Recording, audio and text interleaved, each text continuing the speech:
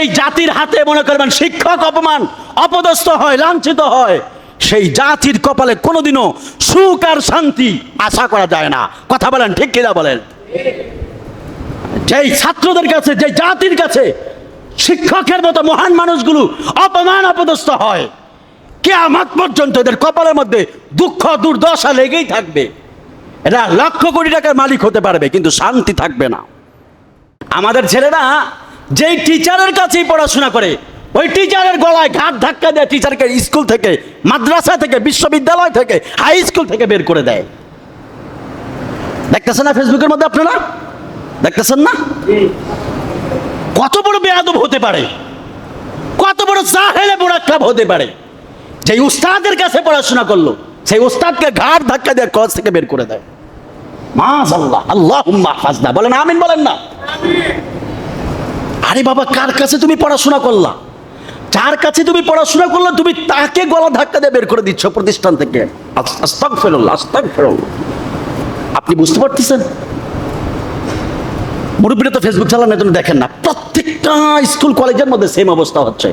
কেউ টিচারকে গিয়ে গলায় ধাক্কা দিয়ে বের করে দিতে পারতেছে। What's that? কি আশ্চর্য রে ভাই! তুমি কি ওনার কাছ থেকে কি একটা হরফও শিখো নাই?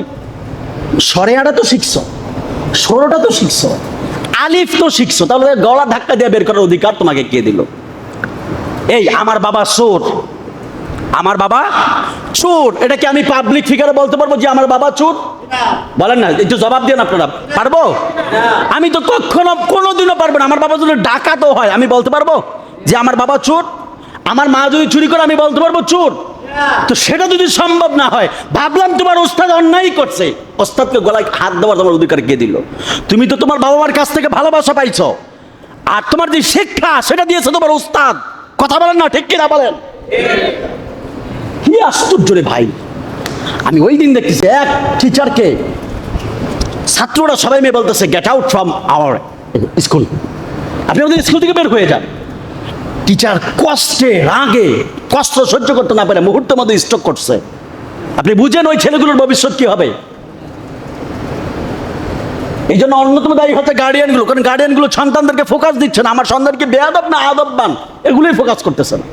আরেকটা ভিডিওর মধ্যে দেখলাম, এক মুরব্বী শিক্ষক আমি দেখলাম, যখন তাকে বলতেছে আপনি লিখিতভাবে ইয়ে করেন, বলেন যে আপনি চাকরি থেকে পদত্যাগ করেন, যখন এই কথাটা বললো টিচার শুধুমাত্র তাকে আছে, হায় রে, আমি কাদের জন্য এত কষ্ট করলাম, কাদেরকে আমি শিক্ষা দিলাম, যাদেরকে আমি শিক্ষা দিলাম, এরা আমাকে বলতেছে স্কুল থেকে বের হয়ে যান, এরা আমাকে বলতেছে মাদ্রাসা থেকে বের হয়ে যান। এই যদি হয় আমাদের শিক্ষিত ছাত্র সমাজের এই যদি আচরণ হয়, তাহলে দেশ জাতি কাদের হাতে নিরাপদ থাকবে? আমাদের ছাত্ররাই যদি এমন হয়, তাহলে দেশ এবং জাতি কার কাছে নিরাপদ থাকবে?